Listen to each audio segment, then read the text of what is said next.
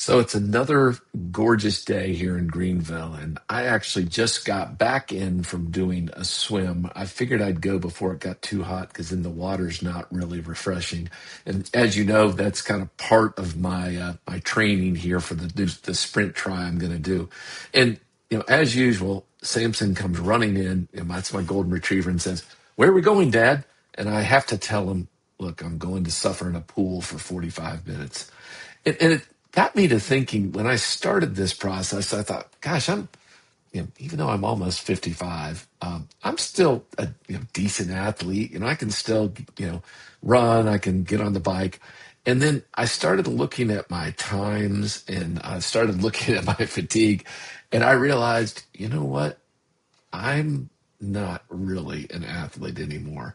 And it made me think about founders who, with their company, are going after who they wish they were instead of who they actually are. And that gap is the entire episode for today. So you'll remember in week 1, we talked about not selling to everyone and how a fuzzy ICP could be a very, very expensive mistake. This week, it's a little bit more difficult. So these are founders that have an ICP. It's written, it's in the deck, it's everywhere, it's in the marketing, but it's wrong. And it's not sloppy wrong, it's aspirationally wrong. So, I have a friend that has a company that is kind of getting off the ground. It's a great idea. And we were talking, he's not really even a client of ours yet. I think he will be sometime. But we talk a lot of times about different things. And I was talking about ICPs, and he said, well, it's very clear to us it's enterprise health systems. And I kind of was like, okay, what makes you think it's enterprise health system? So he gave me a long list of ideas, and then I asked him. I said, "Could you go pull your most recent closed one?" Got a little quiet, and then he got in and he pulled them up and showed it to me, and they were all payers under 300 people in kind of regional. And I realized, wow, that's a disconnect. I'll use an example of another client we were talking to the other day that said, hey, we're in the finance space, we're an AI solution, and our focus is tier one banks. And as usual, I asked her the question, okay, go pull your closed one. And so when she did, she looked at it and I looked at it, and I realized, wow, it's not tier one banks, it's small local credit unions who quite honestly don't have the staff to build the type of solution that she has. So again, it's some dissonance within the organization and honestly within your mind, where your deck and your CRM are two different companies. Now, don't fear, this is fixable. And a mistake has a name. There's a writer named Zhao Fernandez, and Zhao, I apologize if I butchered your first name. But on Medium, he talked about confusing your ICP, your ideal customer profile, and with what we would call your ACP, your average customer profile. And that's seen in very common in companies under 5 million, but I've seen it even in companies past 5 million. So the ICP is kind of the wish list, the logo you want, the thing that might be a little bit of an ego trip, as much as we have to admit it. And it says, it's this big company that I want to put up on here. And your average customer are the people who you actually win with repeatedly and profitably. And sometimes that's a little bit of a hard reset when you think about that. But you want to go where you're winning. And again, you want to build your ICP from your ACP. So you want to reverse engineer that idea from evidence, not ambition. Seriously, do that. So I want to just share again some story about a little bit more of the story that I shared earlier about the healthcare person, the banking person. The first, remember I talked about they were enterprise health system, and I asked them to pull in, and every deal was a regional payer under 300 employees. And again, what he didn't realize is they were dealing with a compliance deadline, and didn't have the internal team to really manage that. So it really had nothing to do with kind of an enterprise story, because the enterprise health systems already had those employees. And it was fairly similar with the banking founder that I told you about, who insisted it was a tier one bank solution. When we audited, every deal was, like I said, either a community bank or credit union, and less than $5 billion in assets. They were under a very similar compliance deadline. It was around, like I know your customer. Um, what he realized was they're getting the small banks are getting the same scrutiny as the giants, but again, no internal compliance team. Tier one have a huge department and are never really in the market for this. So both were winning. Again, it's not that they weren't winning, they just refused to look at who they were winning with. So, like we always say, if you don't know the target you're shooting at, everybody's a target.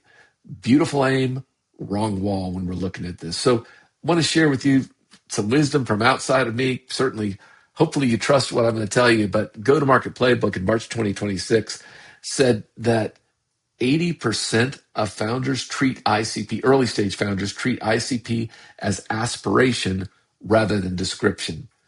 Kalungi in January said vague personas equals building ICP like a consumer brand. So a forward-thinking innovator who values efficiency, it's kind of like a horoscope. And Salesforce 2026 State of Sales mentioned that ICP should come from real CRM data, revenue, sales cycles, product usage, not vibes. Now, here are two numbers that if that didn't convince you, these should scare you. 6 Sense in their buyer experience report in 2025 said the buyer's pre-contract favorite wins over 80% of deals. Not their favorite is like walking into a fight that you've already lost, and that's 80% of deals. So again, you're probably struggling with, okay, how does that apply to my ICP or my ACP? The point there is your ACP is going to know, if you spend your time on your ACP, they're going to know who you are when you show up in deals.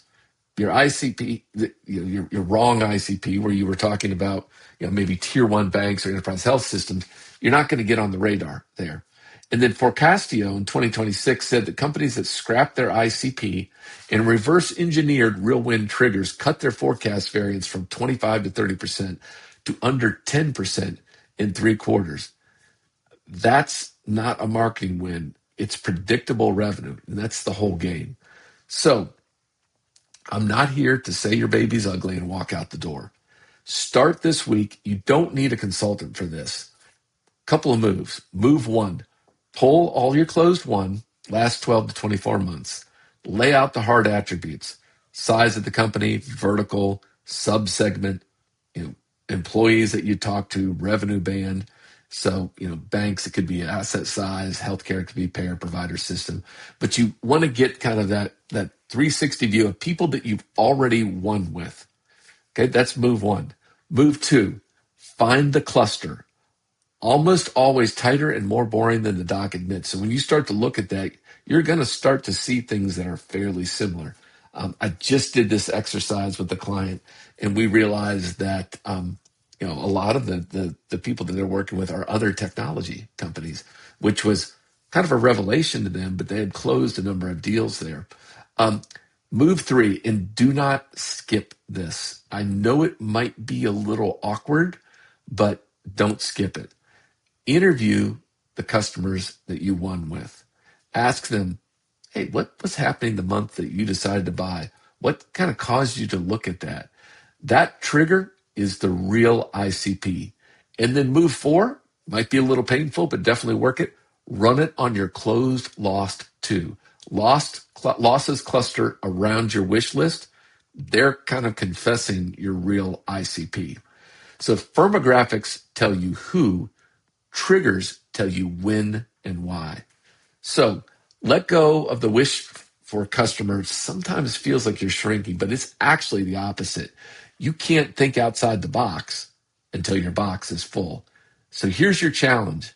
Do the audit this week. Moves 1 and 2 mediums. That gap, it's money. In week 3, stay tuned. We're going to talk about stopping your auditing and starting to build that evidenced ICP, mapping that whole buying community, not single threading through community or committee, not single threading, but multi-threading in there.